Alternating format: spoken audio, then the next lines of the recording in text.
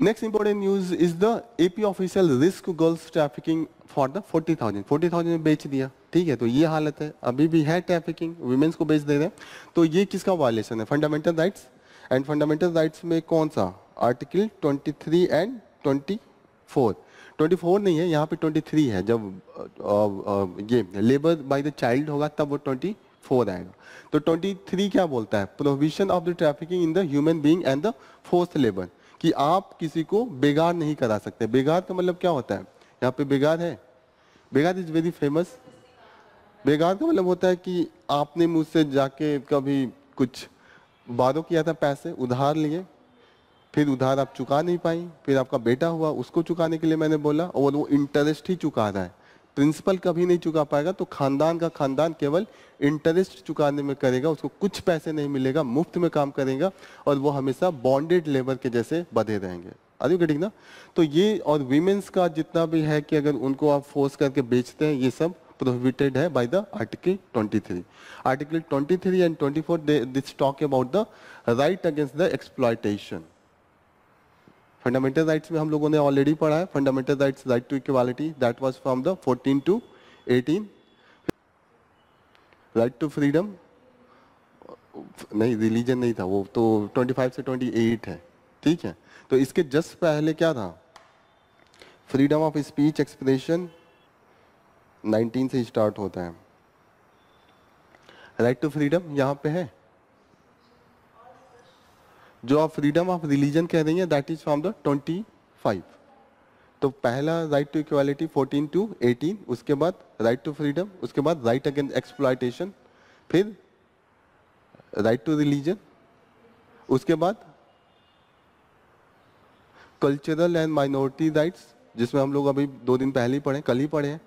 एक में था कि वो एक नॉर्मल वे में था कि language, script and the culture बचाने के लिए था, और दूसरा था कि एजुकेशनल इंस्टीट्यूशन में जो एडमिनिस्ट्रेशन होगा that will be by the minority.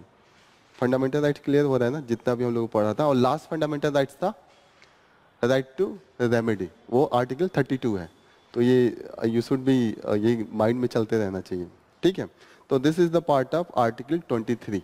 23, 24 में बहुत कंफ्यूजन होता है कि लेबर वाला जो है, चाइल्ड लेबर, वो 23 है कि जो वीमेंस है। तो आप बहुत क्लियर रहिएगा कि सबसे ज्यादा हीनियस क्राइम क्या हो सकता है? कि वीमेंस को बेच देना, जबरदस्ती उसको काम कराना, तो ये होगा ना।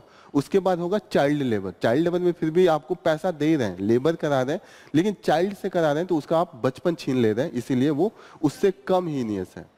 तो हाँ, 20 नहीं 24 में है। यही मैं कह रहा हूँ कि 23, 24 हमेशा कंफ्यूजन क्रिएट करता है। आप सोचेंगे कि चाइल्ड लेबर है 23 में है, 24 में है, तो आपको इसमें क्लियरिटी लाने के लिए ये आपको पता होना चाहिए कि हीनियस क्राइम क्या है। सबसे ज्यादा हीनियस क्राइम, एक में तो चाइल्ड लेबर करा रहे हैं, तो उसमें चाइल्ड लेबर करा के पैसा दे देंगे, लेकिन बचपन खा जा रहे हैं, फिर भी एक ट्रीटमेंट ठीक है कि उसको खाने पीने को दे रहे हैं। लेकिन जो बेगार हो रहा है उसमें एक ह्यूमन के जैसे ट्रीट ही नहीं करते, एनिमल के जैसे ट्रीट करते हैं। आपको बेच दिया जाए, ये कितना बड़ा है। लेबर करा रहे हैं तो उसमें भी पैसे दे रहे हैं ना, चाइल्ड के साथ बेच तो नहीं रहे ना। तो यहाँ 23, 24 में यही डिफरेंस है कि 23 इज मोर हीनियस, मतलब दोनों हीनियस है, दोनों में एक्सप्लॉयटेशन हो रहा है। आपको अगर कभी रिकॉल करना है तो हीनियस पे जाइएगा, और ज्यादा हीनियस कौन होगा? That is the 23, women's trafficking and बेगार, ये भी है। आप गुलाम पे गुलाम बनाए जा रहे हैं। एक चीज और रखिएगा, याद रखिएगा कि यहाँ पे बोला है कि आप फोर्स लेबर नहीं करा सकते हैं, ठीक है ना। लेकिन यहाँ पे एक एक्सेप्शन दिया है कि अगर कभी किसी हमारे देश पे कोई अटैक हो गया, अगर गवर्नमेंट चाहती है कि सर्विस आपसे लेना है, कुछ रोड बनवाना है इन इमरजेंसी कंडीशन, तो गवर्नमेंट करवा सकती है for the public purpose. Are you getting ना? नॉर्मल कंडीशन में नहीं होगा, लेकिन गवर्नमेंट अगर चाहे किसी अर्जेंसी में, किसी इमरजेंसी में, तो वहां पे they can force for the public purpose, but it should not be on the basis of the discrimination. अब ये नहीं है कि वो कहें कि किसी का केवल मुसलमानों को पकड़ के हम काम कराएंगे, या किसी ट्राइबल को पकड़ के लाएंगे उसको काम कराएंगे। This should be without discrimination. वो एक एज बेसिस पे, एक मतलब जो भी वो बेसिस बनाएंगे, वो हर एक रिलीजन, हर एक रेस, कास्ट और क्लास के लिए सेम रहेगा। क्लियर? 23, 24 क्लियर हो रहा है। और यहाँ पे 24 इज द चाइल्ड लेबर। और पर्टिकुलरली यहाँ पे जो एज दिया है that is for the 14 years. तो कंफ्यूज मत ही होइएगा, 14 से जो 18 का होता है वो एडोलोसेंट होता है, तो उसमें थोड़ा बहुत रिस्ट्रिक्शन कम है, बट 14 तक के एज में आप थोड़ा भी कोई भी काम नहीं करवा सकते। Next important news is the Andhra में अभी सी प्लेन स्टार्ट किया है। सी प्लेन एम्फीबियंस होता है, एम्फीबियंस का मतलब एम्फीबियंस का मतलब होता है कि दो जगहों पे वो काम करे। नॉर्मल जैसे होता है कि आप कई स्नेक होते हैं, पानी में भी जिंदा रहते हैं, जमीन पे भी जिंदा रहते हैं। अब यहाँ पे सी प्लेन है, वो हवा में भी उड़ेगा और पानी में भी तैरेगा, तो यहाँ पे भी है, this is the seaplane. और इसको पहली बार स्टार्ट किया है आंध्रा में। आप शहर याद रखिएगा, this is in the Vijayawada Hyderabad and Vijayawada Nagarjuna Sagar. Nagarjuna Sagar is a dam, reservoir है, तो ये पीसेस के लिए इंपॉर्टेंट है। नागार्जुन सागर कहाँ पे है ये क्लियर होना चाहिए, this is in the Andhra, Krishna नदी पे। या इंडिया का सबसे बड़ा डैम कौन सा है? पीसीएस आरओ में ये सब पूछता है। डैम टेहरी है सबसे बड़ा, टेहरी हाईएस्ट है, 260 मीटर हाइट पे है। और लॉन्गेस्ट जो है, लंबाई का मतलब यहाँ से वहाँ, जैसे हाइट ये हुआ, और लॉन्गेस्ट का मतलब यहाँ से यहाँ। लॉन्गेस्ट में जो है वो दैट इज द हीराकुंड। और जो सबसे ओल्ड है that is the Kallai dam, that is into the Tamil Nadu. ये चोल जब डायनेस्टी था, चोला डायनेस्टी 100 बीसी, आज से 2100 साल पहले। चोल डायनेस्टी तो पढ़ा होगा एंशिएंट हिस्ट्री, चोल डायनेस्टी में था। जो हीराकुंड है that is on the which river? Mahanadi पे है। ये सब पीसेस में पूछेगा। एंड दिस तेहरी, गंगा का जो ट्रिब्यूटरीज है, भागीरथी। और Kallai, this is on the Kaveri river. Kalnai, Kalnai, कल्ला नहीं, कल्ला नहीं, बाद यहाँ पे लिखा है कल्ला नहीं। This is the oldest. जो चोल डायनेस्टी था उनका जो ये वाटर इरिगेशन सिस्टम था बहुत एडवांस लेवल पे था। जैसे हम लोग इंडस में पढ़े होंगे, इंडस का भी जो ड्रेनेज पैटर्न था, तमिलनाडु। कावेरी कहाँ पे? तमिलनाडु ही को ही फ्लो करती है, तो तमिलनाडु। क्लियर? एएमयू को माइनॉरिटी स्टेटस दिया है। कौन सा आर्टिकल्स के थ्रू हमने पढ़ा था? कल ही पढ़ा है। 72 पे कहाँ चली गई आप? ये सही बताइए, 29 एंड 30, खासकर 30 था, कल ही पढ़े थे ना इसको। रिवीजन इज वेरी इंपॉर्टेंट, कल पढ़ा था। जो right to administer the educational institution, AMU क्या है? एजुकेशनल इंस्टीट्यूशन है। इसी पे डिबेट था कि वो माइनॉरिटी देना चाहिए कि नहीं देना चाहिए। ओके, क्योंकि सेंट्रल गवर्नमेंट अगर लॉ बना देता है तो सेंट्रल गवर्नमेंट कह रहा था कि वो तो गवर्नमेंट फंडिंग है, गवर्नमेंट हो जाएगा, लेकिन इन्होंने कहा कि अगर कोई इंस्टीट्यूट माइनॉरिटी के द्वारा और माइनॉरिटी के कल्चर को प्रिजर्व करने के लिए बना हो तो that will be the, their nature will be the minority. अब ये दिक्कत है, वहाँ पे लड़ाई है कि वो लोग रिजर्वेशन जो है ओबीसीज, एससी, एसटी को नहीं देते हैं। इसको भी लेके बहुत डिबेट चल रहा है। और दूसरी है कि माइनॉरिटी को देते हैं। तो ये है कि जब माइनॉरिटी इंस्टीट्यूट है, जब उनके ही आप इंटरेस्ट को बचाने के लिए कर रहे हैं, तो वहाँ पे वो रिजर्वेशन उनको देंगे ही, that is the normal thing. MP का एक केस है कि वहाँ के स्पीकर जो है वो कैंपेन कर रहे हैं इलेक्शन के लिए। तो हमने पढ़ा था कि जो स्पीकर का पोस्ट होता है दैट इज ए न्यूट्रल होता है। हमने पढ़ा था ना एक दिन, इस पे मेंस का आंसर भी लिखे थे कि once speaker speaker forever. UK में ऐसा है कि स्पीकर के खिलाफ कोई उठाता नहीं है और स्पीकर बनते ही वो अपने पार्टी से रिजाइन देते हैं। इंडिया में ये कल्चर नहीं है, लेकिन इंडिया में मैक्सिमम स्पीकर इस चीज़ को इंश्योर करने की कोशिश करते हैं कि वो न्यूट्रल है। हम लोगों ने एग्जाम्पल भी कई पढ़ा हुआ है। सोमनाथ चटर्जी का एग्जाम्पल पढ़ा था कि सीपीआई उस समय पार्टी थी, उन्होंने बोला था कि आप किसी बिल के खिलाफ दीजिए जो यूएस के साथ न्यूक्लियर एक्ट में था। सोमनाथ चटर्जी ने नहीं दिया था, उन्होंने कहा हमें पार्टी से लेना देना नहीं है, मैं तो अभी स्पीकर हूँ, मैं तो न्यूट्रल लाऊंगा। मैक्सिमम यही होता है। लेकिन आजकल हम देख रहे हैं कि न्यूट्रल जो स्पीकर है वो थोड़ा थोड़ा बायस हो रहा है अपने पार्टी के लिए। हमने कई केस पढ़े थे, जैसे अभी जो डिफेक्शन का केसेज हो रहा है कि पार्टी से एमएलए इधर से उधर जा रहे हैं, स्पीकर उसमें बहुत बायस रोल प्ले कर रहा है, तो उसको लेके हमेशा डिबेट रहता है। स्पीकर का जो हमारे कॉन्स्टिट्यूशन में that is in the article 93। एक बार 93 देख लेते हैं। 93 में है कि जब असेंबली का इलेक्शन हो उसके just after that we have to ensure that the speaker and deputy speaker का election as soon as possible हो। लेकिन यहाँ पे टाइम नहीं दिया है। हम लोग अभी कुछ दिन पहले न्यूज में पढ़ रहे थे, अगर टाइमिंग नहीं है तो हमने देखा कि कई स्टेट्स ऐसे हैं जहाँ पे डिप्टी स्पीकर का इलेक्शन ही नहीं कराया। इस पे आज का डिबेट चल रहा है कि ये डिप्टी स्पीकर का अगर आप इलेक्शन नहीं कर रहे हैं तो कॉन्स्टिट्यूशन के खिलाफ जा रहे हैं। झारखंड का केस देखा था, 5 साल तक उन्होंने डिप्टी स्पीकर का इलेक्शन ही नहीं करवाया था, पढ़े थे ना अभी कुछ दिन पहले।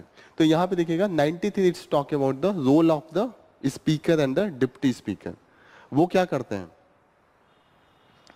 आप लोग देखते होंगे ना, वो बैठो बैठो शांत रहिए कहते हैं। हाँ, स्पीकर जो कंडक्ट करते हैं असेंबली का जितना भी होता है, जितना भी असेंबली में जो रूल्स होता है, किस तरीके से किसको बोलना है, किस तरीके से ऑथेंटिकेशन होगा कि आप क्या बोलेंगे, किसी के खिलाफ कैसे आप आरोप लगाएंगे, सबका एक प्रोसीजर होता है। That all will be monitored and the regulated by the speaker. तो ये हम लोग पॉलिटी में जब पढ़ेंगे तो डिटेल में पढ़ेंगे। अभी जस्ट आया है तो मैं रेफरेंस के जैसे बता रहा हूँ ताकि आप लोगों को रिपीटेड ये याद। डिप्टी स्पीकर करिएगा। जो हमारे चीफ जस्टिस थे, आज ही उन्होंने रिटायर किया, आज नहीं कल होंगे, कल रिटायर हो जाएंगे, ठीक है। तो इन्होंने बोला है कि जो डिसेबिलिटी का जो राइट्स होता है डिसेबल पर्सन का, जैसे डिसेबल पर्सन के क्या होंगे कि जैसे जो बुक हो, जो राइटर या पब्लिशर पब्लिश कर रहा है इस तरीके से पब्लिश कर रहा है कि मेरे पास आंख नहीं है तो फिर भी मैं पढ़ सकूं, यही होता है ना कि कुछ ऐसा होना चाहिए कि उसको टच करके क्या होता है, ब्रेली होता है जो उनकी। तो आप यो यूज करें, जैसे अब यहाँ पे हॉस्पिटल कोई गवर्नमेंट है तो इस तरीके से वहाँ व्यवस्था होना चाहिए कि मैं सीढ़ियों से चढ़ूँ तो रैंप भी होना चाहिए कि इजीली अगर किसी के पास पैर नहीं है, वो बाय द लेग डिसेबिलिटी है या कोई भी डिसेबिलिटी है, वो इजी चीज़ों को एंजॉय करे। जैसे कहीं पे आप देखिएगा कि स्टेशन पे या बस स्टैंड पे नॉर्मल ये टॉयलेट तो होता ही नहीं, डिसेबल के लिए बहुत दूर की बात है। ट्रेनों में चले जाइए, डिसेबल वाले जो टॉयलेट होता है उसमें घुस घुस के नॉर्मल लोग बैठे होते हैं एकदम जबरदस्ती। तो एक तो होता नहीं है सही से, होगा तो वो सही दशा में रहता नहीं है, उसका कंडीशन सही नहीं रहता है। तो वही इन्होंने कहा है कि जब चीजें बने, जैसे ये बिल्डिंग बन रही है तो जो बिल्डिंग का नक्शा पास हो, जो इसका मैप पास हो, तो वही इंश्योर किया जाए कि डिसेबल्ड फ्रेंडली है कि नहीं। आर यू गेटिंग ना? इन्होंने कहा कि it should be consider under the violation of the fundamental rights. अगर कोई हॉस्पिटल बनता है और वो डिसेबल फ्रेंडली नहीं है तो हम we will be considering that particular building is violating the fundamental rights. अभी नॉर्मली है नहीं, इन्होंने प्रपोज किया है। डिसेबल फ्रेंडली ऐसा नहीं है कि आप नहीं है तो आप चले जाएंगे हाई कोर्ट सुप्रीम कोर्ट में। फंडामेंटल राइट्स में यही होता है ना कि आपका वायलेट होगा तो you can directly approach to the high court and supreme court की ये बिल्डिंग तोड़ के आप उस तरीके से बनवाइए जो डिसेबल फ्रेंडली हो। अभी this is just a normal statutory provision, उनके लिए एक एक्ट है, उसके अनुसार वो इस चीज को इंश्योर करते हैं, वो भी बाइंडिंग नहीं है। That is the just suggestive. Suggestive का मतलब कि ऐसा कहा जाता है कि अगर आपका बिल्डिंग ऐसा हो तो दैट इज गुड, बट ऐसा नहीं है कि नहीं बनवाए तो तोड़ देगा कोई। आर यू गेटिंग ना? This is the thing, because कि अगर आप डिसेबल फ्रेंडली बनवाते हैं तो बहुत खर्चा लगता है, पैसे बहुत एक्स्ट्रा होते हैं और वो कॉस्ट इफेक्टिव नहीं होता है। जैसे होता है ना कि डिसेबल फ्रेंडली सर्विस कितने लोग रहेंगे, आर यू गेटिंग ना, कि कितने लोग अवेल करेंगे और कितने लोग पेएबल हैं। ऑलरेडी डिसेबल जो कम्युनिटी होती है उनकी पेइंग कैपेसिटी बहुत कम होती है, जॉब नहीं है कहीं से, उनकी जो फिजिकल कंडीशन ही नहीं करने को, तो उनका फिनेंशियल कंडीशन सही रहना मुश्किल है। पंजाब को लेके ये अभी काफी क्रिटिसिज्म चल रहा है कि वहां पे जो पैडी का प्रोक्योरमेंट चल रहा है एमएसपी के थ्रू, वो सफिशिएंट नहीं है। फार्मर्स अपना प्रोक्योर जो बेचना है वो बेच नहीं पा रहे, उनको जाके मार्केट में सस्ते रेट में बेचना पड़ा है, ठीक है। तो एमएसपी एंड एमएसपी क्या है, काफी न्यूज में रहता है, ये मिनिमम सपोर्ट प्राइस है। मिनिमम सपोर्ट प्राइस में ये है कि मैं एक फार्मर हूं तो मुझे गवर्नमेंट पहले से ही बता देगी कि मैं अगर पैडी अगर क्रॉप करूंगा तो उसका वो पर क्विंटल कितना देंगे, अगर कोई वीट करेगा तो उसका कितना देंगे। लेकिन यहाँ पे अगेन दिक्कत ये है कि ये सिर्फ स्कीम है, गवर्नमेंट ने बोला है, कोई लॉ नहीं है और कोई इसका जस्टिफिकेशन नहीं है। जस्टिफिकेशन का मतलब आप कोर्ट से इसको बाइंडिंग नहीं करवा सकते हैं। अभी देख रहे थे फार्मर्स का यही तो था कि आप इसको लीगल बना दीजिए, बस हमें कुछ नहीं चाहिए, लिख दीजिए उस एक्ट में कि लीगल है। तो गवर्नमेंट तैयार नहीं थी क्योंकि उसके लिए पैसे बहुत जरूरत होते हैं। आपको अब उतने ज्यादा आप क्रॉप को जो प्रोडक्शन है उसको नहीं खरीद सकते, अभी नॉर्मल खरीदने में हालत खराब हो जा रही है। इसके लिए गवर्नमेंट क्या करती है, एपीएमसीज बनाती है। ठीक है, एपीएमसीज कमिटीज होते हैं जो मंडीज के जैसे काम करते हैं, और जो प्रोक्योरमेंट करता है that is done by the food corporation of India, और स्टेट गवर्नमेंट उसमें हेल्प करता है। जो प्रोक्योरमेंट होता है एमएसपी का that is done by the food corporation of APMC, minimum support. Clear हो रहा है? ये जो लॉ बनाएगा वो कौन बनाएगा, रेगुलेट करने के लिए जो मंडीज होते हैं, मंडीज को रेगुलेट कर, जहाँ बिकेगा। ऐसे तो थोड़ी है कि रोड पे चलते बेच देंगे। There is the mandis committees, committees में जाके बेच, ये यूपी में फंक्शनल नहीं है, ये ज्यादा फंक्शनल जो है that is into the Haryana, Punjab and western UP. आप देखिएगा कि फार्म्स जो प्रोटेस्ट था सबसे ज्यादा उस एरिया में क्यों था, क्योंकि उनको फायदा पता है, क्योंकि वहां की जो गवर्नमेंट स्टेट गवर्नमेंट है वो मंडीज बनवाती है। एपीएमसी जो मंडी होती अपने वहां उतना स्ट्रांग नहीं है, वो दया भाव से बना देते हैं, लेकिन वहां पे वो लोग कंपलसरी बनवाए हैं तो वहां उनको फायदा होता है। यहाँ का फार्मर्स के पास एक तो उतना बड़ा बड़ा लैंड नहीं है कि वो जाके एपीएमसीज में बेचे। 2 बोरा 4 बोरा होता है, 10 क्विंटल तक होता है, वो लोग ऐसे ही बेच देते हैं मार्केट में जाके। एफसीआई तो खोलता है, एफसीआई के द्वारा जो हम लोग राशन भी लेते हैं वो एफसीआई ही वो अवेलेबल करवाता है। लेकिन जो मंडीज प्रॉपर होते हैं, जो प्रॉपर तरीके से वहाँ ये फार्मर्स आते हैं अपने जितने भी प्रोडक्ट हैं उसको सेल करते हैं, वो सबसे strong Punjab, Haryana and western UP में है। यूपी बिहार में नहीं है, खासकर जो पूर्वी यूपी है नहीं है। आप नहीं देखेंगे कि मंडी है, बहुत नाम से नेम सेक के लिए है। जैसे होता है ना कि आप कुछ हॉस्पिटल तो यहाँ पे भी है, लेकिन आप यहाँ के हॉस्पिटल की तुलना एम्स से थोड़ी कर सकते हैं। एम्स का तो बहुत अलग है ना, दिल्ली का खासकर। यहाँ के एम्स की बात छोड़िए, यहाँ के एम्स की तो हालत और खराब है। लेकिन जो आप दिल्ली की एम्स का है, दोनों जगह है, लेकिन फंक्शनल कहाँ पे है? आप तुरंत दिल्ली जाएंगे ना या पीजीआई जाएंगे। तो that is the difference. APMC यहाँ पे है, फंक्शनल नहीं है। फंक्शनल है वो पंजाब में है, हरियाणा में है, वेस्टर्न यूपी है। एक रीजन ये भी है कि यहाँ के जो फार्मर्स हैं उनकी कैपेसिटी नहीं है, छोटा छोटा लैंड होता है, मुश्किल से 10 कट्ठा 12 कट्ठा, अधिक से अधिक 1 एकड़ 2 एकड़ यही होगा, ऐसा नहीं। लेकिन वहां पे देखिएगा 20-20 एकड़ 30-30 के एकड़ में नॉर्मल फार्मर्स अपना फार्मिंग करता है, तो वहां पे प्रोडक्शन ज्यादा होता है, तो वो लोग पावरफुल है। वहां का जो फार्मर है बहुत पावरफुल है, पंजाब का फार्मर्स है बहुत पावरफुल है। आप देखिए इतना पावरफुल है, उन्होंने पूरा बिल हटवा दिया। प्राइम मिनिस्टर एकदम अड़े थे कि नहीं हटेंगे नहीं हटेंगे, लेकिन they have the power. UP Bihar के होते कब के मार के हटा दिया होता, क्योंकि नहीं था। 1 साल तक सस्टेन किया उनका वो। 10 दिन बाद लोगों की भूखमरी आ जाती है कि अब कमाऊंगा नहीं तो खाऊंगा कैसे। वो 1 साल कैसे सस्टेन किए, पहले से उनके पास था फाइनेंशियल। कोई भी चीज होता है लार्ज स्केल पे होता है। मैं ये कह रहा हूँ कि गेहूं भी होगा और वहां पे चावल भी होगा। गेहूं का तो मेन वो रीजन है, चावल तो अभी शिफ्ट किया है। पैडी पहले नहीं होता था, अभी इधर से शिफ्ट किया। पहले यूपी, बिहार, वेस्ट बंगाल ये सब डोमिनेटिंग था। आज यू गेटिंग ना कि यहाँ पे आप ये क्लियर रहना है कि जो एपीएमसी जो होता है that is done by the, जो प्रोडक्शन जो प्रोक्योरमेंट होता है, प्रोक्योरमेंट का मतलब खरीदना, that is done by the food corporation and the state agencies. Okay, और जो रेगुलेशन होता है मंडीज का वो स्टेट गवर्नमेंट करती है। ये आपको थोड़ा सा क्लियर रहना है, ठीक है, कि कौन प्रोक्योर करता है और कैसे प्रोसेस फॉलो होता है। ये जो जीएस पेपर 3 का पार्ट है, जब आपको इकोनॉमिक्स के अंदर में एग्रीकल्चर पढ़ाया जाएगा तो वहां पे ये डिस्कस होगा। टाइप 2 डायबिटीज क्या होता है? बस ये जानिए कि टाइप 2 डायबिटीज जो होता है वो जेनेटिक होता है, genetically that can be transmitted. ठीक है, उसको लेके अभी जो ओबेसिटी हम देखते हैं इसके कारण काफी ज्यादा हो रहा है। यहां पे कि domestic savers to offset foreign investors exodus. What is the foreign investors? Class कब से था ज्योग्राफी वाला? अच्छा 2 बजे से था, ठीक है मैं जल्दी जल्दी कराता हूँ। ये फॉरेन इन्वेस्टर्स, आप सिंपल समझिए जो फॉरेन पोर्टफोलियो, जो ये जितने भी होते हैं फॉरेन पोर्टफोलियो इन्वेस्टर, ये एक तरीके से इन्वेस्टमेंट होता है। जैसे कि मैं कोई कंपनी खोला, फिर मैं अपना शेयर एंड इक्विटी बेच रहा हूँ, तो मुझे मार्केट में जाके पैसे लेने होंगे, पैसे लेने होंगे। तो एक तरीके से है कि शेयर में बेचूं, ठीक है, तो वो जो शेयर खरीदेगा, दोनों ऑप्शन होगा, एक इंडियन भी खरीद सकता है, फॉरेनर्स भी खरीद सकता है। फॉरेनर्स का काफ़ी होता है क्योंकि डेवलप्ड वर्ल्ड में पैसे उनके पास ज़्यादा है, उनको इन्वेस्टमेंट करना है, कहीं ना कहीं चाहिए। इंडिया में उनको लगता है कि ग्रोइंग मार्केट है तो यहाँ पे आके लोग इन्वेस्ट करते हैं। लेकिन कभी भी जब सिचुएशन चेंज होता है कि या तो इंडिया में डिसरप्शन आएगा, इकोनॉमिक डिसरप्शन, या तो कुछ पॉलिसी चेंज होगा यूएस में या यूरोपियन का जो उनका सेंट्रल बैंक है।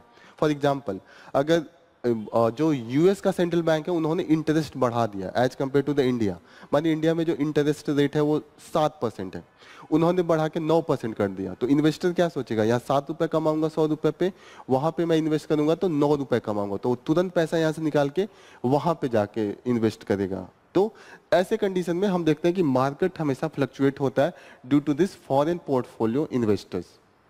क्लियर? इकोनॉमिक्स में कैपिटल मार्केट में ये डिस्कस होता है, तो this is part of GS paper 3 economics capital market. यहां पे दिया है, इन्होंने कहा कि FM tells RRB to develop the product for MSMEs, ठीक है, तो what is the MSMEs and what is the RRBs? Rural regional bank होता है, आरबीआई होता है जो सारे बैंकों का को, ये आरआरबी है, इसका फुल फॉर्म होता है रीजनल रूरल बैंक, ठीक है। ये है कि जैसे हमने क्लास के स्टार्ट में डिस्कस किया कि जो मैक्सिमम कॉमर्शियल बैंक है जैसे कि एचडीएफसी हुआ, आईसीआईसीआई हुआ या एक्सिस बैंक हुआ, ये कहाँ पे इनको प्रॉफिट कमाना है, प्रॉफिट कमाना है तो ये शहरों में रहेंगे, क्योंकि शहरों में लोगों की पेइंग कैपेसिटी ज़्यादा होती है, यहाँ पे लोग बड़े बड़े बिजनेसमैन हैं, सैलरीड है, तो उनके पास पैसे हैं, वो जाके जमा करेंगे। गांव में क्या है, किसान है, लेबर है, उसके पास कहाँ से पैसे होंगे, तो वो लोग उतना प्रॉफिटेबल नहीं होते हैं। बैंक का क्या होता है कि आप जाके पैसे जमा करेंगे, फिर वो किसी को लोन देंगे, उसी से इंटरेस्ट लेके कमाएंगे, आपको जो इंटरेस्ट कम देंगे लोन वाले से ज्यादा लेंगे, यही होता है ना, जो मार्जिन होता है उसी से कमाते हैं। तो रूरल एरिया के लोगों को भी तो जरूरत है बैंक की, क्योंकि अगर वहां बैंक नहीं रहे तो रहेगी तो मनी लेंडर है वो उसका मिसयूज करेंगे, आपका पूरा जमीन लिखवा लेंगे पैसे उधार देके, वो तो 4% महीने के हिसाब से लेते हैं, 4% मिनिमम बता रहा हूँ, आप गांव में जाइएगा 6% महीने के हिसाब से लेते हैं। और जो नॉर्मल बैंक का होता है वो पर ईयर होता है 12% 13%, मैक्सिमम जाएगा तो 16-17% होता है। तो आर यू गेटिंग डिफरेंस ना, कि आप कितना डिफरेंस हो जा रहा है, 4% के हिसाब से 12 से अगर आप मल्टीप्लाई करेंगे तो 50% हो गया, कि आपने 1 लाख दिया तो 1.5 लाख अगले साल ही देंगे, इतना तो मार्जिन होता नहीं है आपका प्रॉफिट, किसी भी प्रॉफिट में मैक्सिमम 5%, 10%, 15% हो सकता है अगर आप 2 नंबर का काम नहीं कर रहे हैं, नॉर्मल बिजनेस ऐसे ही होता है। तो इसलिए इन्होंने बोला कि रीजनल जो रूरल बैंक है that should work for the MSMEs. MSMEs क्या होता है, this is the medium, micro, small and medium enterprise, that is mainly जैसे कि छोटे छोटे, मानिए कोई लोकल लेवल पे कोई आप नमकीन बनाते हैं, लोकल लेवल पे कोई अगरबत्ती बनाते हैं या कैंडल बनाते हैं, होता है ना, आप लोग लोकल लेवल पे देखते होंगे, या लोकल लेवल पे छोटी छोटी मिठाइयाँ, टॉफीज एंड ये सब बनते हैं, तो वो होता है कि कम लोगों को करा के ही वो प्रोड्यूस करें चीज़ों को सस्ते दामों। हाँ, अब यहाँ पे है कि उन एमएसएमईज को भी तो लोन की जरूरत होती है, कोई भी आप बिजनेस स्टार्ट करते तो वो मशीन लाएगा ना, भले वो 15 लाख का ही मशीन लाएगा तो मशीन लाना चाहिए, तो उसके लिए पैसे कौन देगा, बैंक ही देगा। अगेन अगर वो जाके मनी लेंडर से लेंगे तो वो सस्टेनेबल नहीं होता है।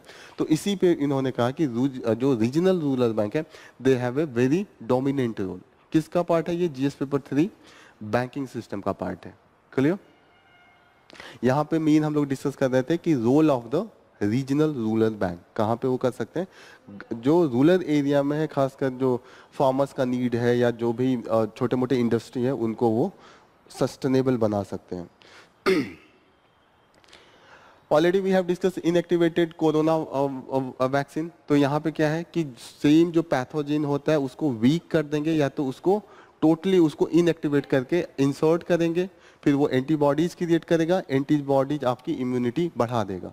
तो बाद में अगर लाइव भी आ गया वायरस तो वो उससे लड़ने का इम्यूनिटी जो कैपेसिटी है वो बिल्टअप हो जाता है। और अभी देखिएगा कि ये चाइना का केस है, चाइना ने जो बनाया उन्होंने कोरोना वैक्स जो है वो that is associated with the inactivated vaccine. Okay, H5N1 this is the avian flu, bird flu, and H1N1 that is the swine flu। ये देखिएगा ये काफी न्यूज में रहता है। This is the volcano and this is into the Italy. Italy का Pompeii एक जगह था, ठीक है। 2000 साल पहले ये वॉल्केनो आया था, पूरा का पूरा गांव दब गया था। ये बहुत आप हिस्ट्री में पढ़ेंगे, इसमें बहुत सी स्टोरीज आते हैं। तो पहले ऐसा आता था जो इस तरीके का आता था, जब तक हमारे पास डीएनए टेक्नोलॉजी एडवांस नहीं था तो हम ऐसे अंदाजा लगाते थे कि ये मदर होगा, उसका बेटा होगा, बचा रही होगी, समथिंग लाइक दैट। लेकिन अभी जो एविडेंस है कि नहीं, ये दोनों का जो जेनेटिक मैचिंग नहीं हो पा रही है, डीएनए मैचिंग नहीं हो पा रही है, तो वो अलग अलग हैं, मतलब they don't have the common relationship. तो इस तरीके के काफ़ी चीज़ें आ रही हैं। तो जो ये वॉल्केनो था उसका नाम था वेसुवियस, अभी भी बहुत फेमस है, अभी भी वहाँ थोड़े बहुत वॉल्केनो आते हैं, अभी भी वेसुवियस में आता है। This is into the Italy.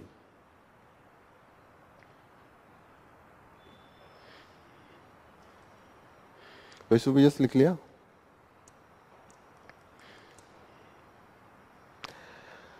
India जो टारगेट लेके चल रहा था कि हम टीबी एलिमिनेट कर देंगे, जो गवर्नमेंट का हमारा प्लान था दैट वाज द 2025, लेकिन अभी भी जो हमारे केसेज है कम नहीं हुए। जैसे जब हमने डिसाइड किया था कि we will be eliminating by the 2025, उस समय जो इम्पैक्ट था 237 लोगों में होता था टीबी 1 लाख में, और जो डेथ का कंडीशन था, जो लोग मर जाते थे टीबी से, दैट वाज द 28 पर 1 लाख, ठीक है। अभी भी देखिएगा जो इनका है 199 केसेज आ रहे हैं, और जो डेथ का केसेज है वो भी 22 है। तो as per the recent report हमें नहीं लगता है कि 2025 छोड़िए 2030 तक हम कर पाएंगे जो हमारा एलिमिनेशन है। हम थोड़ा सा जो सस्टेनेबल डेवलपमेंट गोल था उससे भी हम आगे जाने चाहते थे। सस्टेनेबल डेवलपमेंट गोल ने कहा कि 2030 में करेंगे, मोदी जी ने कहा मैं आ गया हूं, मैं तो 2025 में करके दिखाऊंगा। लेकिन अब करना मुश्किल है, क्योंकि सही से आप चीज़ों को सर्विस नहीं प्रोवाइड कर रहे। गांव में लोग नहीं आते हैं, आपको गांव में भी जाके क्लिनिक लेके टीबी का जांच करा के देना पड़ेगा। हमारा स्क्रीनिंग ही नहीं हो पाता है। मैक्सिमम लोगों का स्क्रीनिंग का ही इश्यू होता है। लोग गांव में हैं, उनको खांसी आता है, उन्हें लगता है नॉर्मल है। जब वो एकदम बहुत लास्ट स्टेज पे जाएंगे, जब उनको मल्टी ड्रग रेजिस्टेंस वाली टीबी हो जाती है, तब जाके उन्हें पता चलता है, और उस कंडीशन में बचना काफ़ी मुश्किल हो जाता है। तो इसीलिए अभी भी जो मोर्टेलिटी है वो उतने तेजी से नहीं डिक्रीज कर रही है जितना हम एक्सपेक्टेड था। This is particularly what happens to the Indian firms US blacklist. US ने अभी 20 इंडियन फर्म को ब्लैकलिस्ट किया है, ठीक है, और उन्होंने 19 को किया है, 19 इंडियन एंटिटीज। और उन्होंने आरोप लगाया कि ये जो था वो यूएस से सामान लेके, या कोई ऐसा सामान जो यूएस से प्रोड्यूस होता था दूसरे नाम पे लेके कि हम किसी और को देंगे या कोई और प्रोडक्ट बनाएंगे, और किसी और प्रोडक्ट में यूज करके वो देते थे यूएस को। मानिए कोई ऐसा मशीन है जिसका यूज कॉमन 2 चीज़ों में हो सकता है। आपका जो माइक्रोवेव है घर का, उसमें भी होगा, वही वाला वो मिसाइल में भी यूज करते हैं। मानिए कोई पार्ट है, होता है ना सेम चीज। इंक का यूज आप पेन में भी कर सकते हैं, आप उससे टाइपिंग के लिए भी टाइपराइटर में भी कर सकते हैं, होता है ना डबल यूज, और भी कई यूज हो सकते हैं। आप कोई डाई करना वो भी करेंगे। तो इस तरीके का डुअल यूज होता था। वो चीजें हम रसा को ये कंपनियां बेचती थी, और रसा उसका यूज मैक्सिमम जो युद्ध से रिलेटेड चीजें, मिसाइल बनाना या जो भी टेक्नोलॉजी है that is related with the military, उसमें यूज कर रहा था। उन्होंने ऐसा आरोप लगाया है। अब ये है कि इंडिया इस पर खुल के बोल नहीं रहा है। इन्होंने कहा कि हम बात करेंगे, जैसे है ना, हमें यूएस से बैलेंस करके भी रहना है। अब ट्रंप आते हैं तो ट्रंप के आने के बाद देखते हैं क्या कंडीशन होता है, whether it could be normalize, क्योंकि ट्रंप भी जब ये डिफेंस से रिलेटेड होता है तो he do not interfere in that area. तो वो जो डिपार्टमेंट ऑफ डिफेंस है वहाँ पे ज़्यादा इंटरफेरेंस नहीं होता है।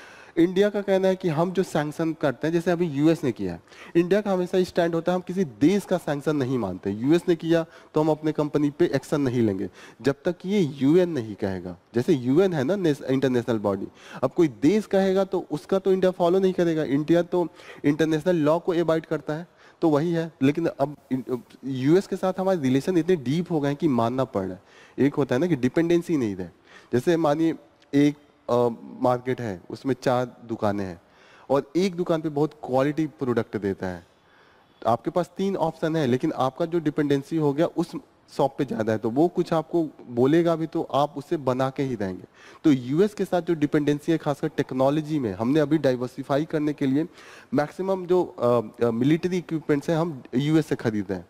तो हम ये भी नहीं स्टैंड कर सकते हैं कि नहीं नहीं हम ये इन कंपनियों के साथ में। तो इंडिया एक न्यूट्रल स्टैंड लेके खड़ा है अभी, न ही यूएस का विरोध कर रहा है, न ही किसी कंपनी के सपोर्ट में जा रहा है। That is the case. ये आप यूज करेंगे जब इंडिया यूएस रिलेशनशिप पे बात होगी, तो you can use in this. जो सबसे इंपॉर्टेंट आज का न्यूज है, that is very important for the mains perspective, ठीक है। और ये बहुत हीटेड डिबेट चल रहा है कि जो पॉपुलेशन है, पॉपुलेशन को डेमोग्राफी भी कहते हैं, डेमोग्राफी का जो इम्बैलेंस है साउदर्न स्टेट और नॉर्दर्न स्टेट में, खासकर नॉर्दर्न में जो यूपी, बिहार, मध्य प्रदेश, राजस्थान है, यहाँ पे बहुत ज़्यादा है।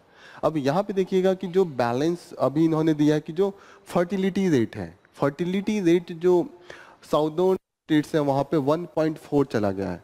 नॉर्मल फर्टिलिटी रेट जब इक्वालिटी पे आ जाती है, जब बैलेंस हो जाता है तो 2.1 होता है। 2.1 का मतलब कि जितना लोग बर्थ लेंगे उतना लोगों का डेथ, ये बैलेंस है, पॉपुलेशन बैलेंस हो गया, इंक्रीज नहीं होगा। 2.1 क्योंकि इसमें होता है कि कुछ मोर्टेलिटी भी होती है, तो इसीलिए 2.1 माना जाता है कि 200 में अगर पैदा लेते हैं तो 10 का डेथ हो सकता है, तो वो बैलेंस करने के लिए 2.1 होता है। अब देखिएगा कि इनका इतना कम पे चले गए। यूपी बिहार का अभी भी, बिहार का 3 है और यूपी का 2.8 2.7 है, अभी भी 2.7 है, मतलब जो बैलेंसिंग है उससे ऊपर है। 2 लोग मिलके 3 के आसपास कर रहे हैं, तो इसका मतलब इंक्रीज होगा ना, जैसे हस्बैंड वाइफ 2 लोग, हम 2 हमारे 2, तो बैलेंस हो जाता। लेकिन यहाँ पे क्या है कि दैट इज ओवर दैट, और ऑलरेडी इनकी पॉपुलेशन ज़्यादा है। तो अगर एक एक इंक्रीज हो रहा है, 24 लाख में अगर एक एक भी इंक्रीज हो रहा है, 24 लाख को अगर पेयर बनाए, 24 करोड़ है ना पॉपुलेशन यूपी का, 24 करोड़ का अगर आप पेयर भी बना दीजिए तो कितना होगा, 12 करोड़ होगा। 12 करोड़ मिलकर अगर एक एक भी इंक्रीज कर रहे हैं तो कितना हो गया, करोड़ों में हो रहा है ना चेंज। आर यू गेटिंग ना? तो क्या हो रहा है जब आप पॉपुलेशन इंक्रीज कर रहे हैं, तो इसका इम्प्लीकेशन पहला इस पे होगा कि जो फिनेंस कमीशन डिस्ट्रीब्यूट करता है revenue with in the state, तो पॉपुलेशन भी फैक्टर करता है। तो एक तो पॉपुलेशन बढ़ा रहे हैं, गलत काम है, आपको उसके लिए ज़्यादा पैसा मिलेगा, क्योंकि जो फिनेंस कमीशन डिस्ट्रीब्यूट करता है रिवेन्यू अमॉन्ग द स्टेट्स, वो इस पे डिपेंडेंट होता है। तो एक तो साउदर्न कंट्री जो स्टेट्स हैं उससे बहुत विरोध करते हैं कि यार एक तो आप पॉपुलेशन बढ़ा दें, एक तो बर्डन बढ़ा दें, और इनका टैक्स मैक्सिमम आता है साउदर्न से, तमिल हुए, आंध्रा हुआ, कर्नाटका हुआ, ठीक है, महाराष्ट्र हुआ। दूसरा चीज़ ये इनका लड़ाई चल रहा है कि जब आप पॉपुलेशन बढ़ा दें तो जो हमारा सीट्स होते हैं लोकसभा में, that is based on the population ratio पे है। तो पॉपुलेशन रेशियो ऑलरेडी यूपी के पास देखिए 80 सीट है, बिहार के पास भी नियर अबाउट 40 के आसपास है, 42 है। तो कहीं ना कहीं गवर्नमेंट यही लोग मिलकर बना लेते हैं। आप मैक्सिमम प्राइम मिनिस्टर कहाँ से आते हैं, इसी एरिया से आके लड़ते हैं। मोदी जी को क्यों आना पड़ा लड़ने के लिए वाराणसी से, कहीं ना कहीं उनको इन्फ्लुएंस करना था। यूपी बिहार में इन्फ्लुएंस कर लिया तो गवर्नमेंट उन्हीं की बनेगी। तो आपका ऑलरेडी डिपेंडेंसी है। अभी हमने फ्रीज करके रखा है साउदर्न स्टेट्स को मनाने के लिए। हमने कहा था कि सीट अभी हम बैलेंस नहीं करेंगे बाय द 2026, इसमें कहीं होगा 2026 तक हमने फ्रीज किया हुआ है द सीट्स फॉर द, यहाँ पे है, we have freeze the seats for the parliament by the 2026। अब जब बैलेंस होगा तो इन्होंने दिया है कि अब जो बैलेंस होगा, जब रीडिस्ट्रीब्यूशन होगा सीट्स का, नए के अनुसार यूपी का जो सीट है 12 बढ़ेगा 12।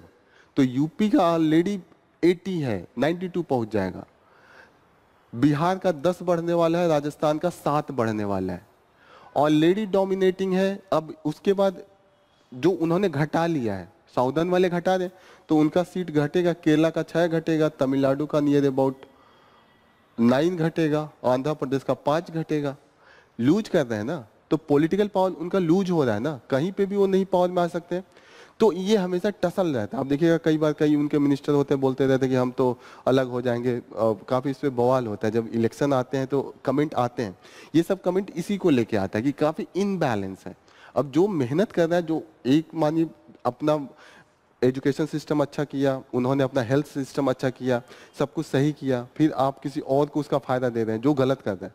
एक तो यूपी और बिहार क्या है, यहाँ पे गलत है ना, पॉपुलेशन तो आप कंट्रोल नहीं कर पा रहे, उसके बदले आपको सीट बढ़ा दिया जा रहा है, उसके बदले आपको पैसे ज्यादा मिल रहे हैं। तो जो ज्यादा कमा के दे रहा है, अगर 4 भाई हो, एक भाई ज्यादा कमा रहा है और सारा पैसा 3 भाइयों पे लग रहा है और 3 भाई निठल्ले बैठ के खा रहे हैं, तो उसको लगेगा ना कमा के मैं पिताजी को दे रहा हूँ, पिताजी तो सब इसको दे रहे हैं, तो एक दिन बगावत करेगा। तो वही केस यूपी जो नॉर्दर्न स्टेट है, साउदर्न स्टेट है, उनमें हमेशा रहता है, ये डिवाइड हमेशा है। तो इस पे बहुत क्वेश्चन पूछ सकता है। एक तो ये है। दूसरा पॉपुलेशन इसका इम्बैलेंस का इम्पैक्ट ये है कि यूपी बिहार ऑलरेडी गरीब है, पॉपुलेशन बढ़ रहा है। तो ऐसे में क्या है, जब पॉपुलेशन बढ़ेगा तो इल्डरली पीपल, जो बूढ़े लोग हैं, उनकी जनसंख्या बढ़ेगी, उनके लिए हॉस्पिटल चाहिए होगा अलग से। हमारे लिए तो नॉर्मल हॉस्पिटल चाहिए होता है, जो इल्डरली पीपल होते हैं उनको तो और ज़्यादा नीड होता है। ये स्टेट्स का दिक्कत है कि इनमें जो हेल्थ सेक्टर है, हेल्थ सर्विसेज है, ऑलरेडी बहुत लो पे है। तो एक तो पॉपुलेशन बढ़ा दें, हेल्थ सिस्टम ऑलरेडी आपका खराब है और आप उसको खराब कर रहे हैं। तो this is the cases that has been discuss here. ठीक है, इस पे एक मेंस का मैं क्वेश्चन दूंगा, आप लोग लिख के सबमिट कीजिएगा। ये बहुत इंपॉर्टेंट है, इसमें बड़ा लड़ाई चल रहा है, ये वाला खासकर बहुत विरोध चल रहा है। साउदर्न जो स्टेट्स है इसको लेके काफी विरोध है। तो ये हो रहा है कि इसको रीऑर्गेनाइज जो 2026 में करना था, 10 साल बढ़ाया जाए कि नहीं बढ़ाया जाए। हो गया ना, क्योंकि वो तो खुल्लम खुल्ला एकदम विरोध पे आ जाएंगे, क्योंकि तो पूरी गवर्नमेंट बन जाएगी। 92 इनका हो गया, अब बिहार का हो गया 50 और 100 इधर उधर से ला लेंगे, मध्य प्रदेश राजस्थान से बना लिया गवर्नमेंट। फिर आप साउथ के सारे स्टेट हार जाइए। बीजेपी का तो यही तो था।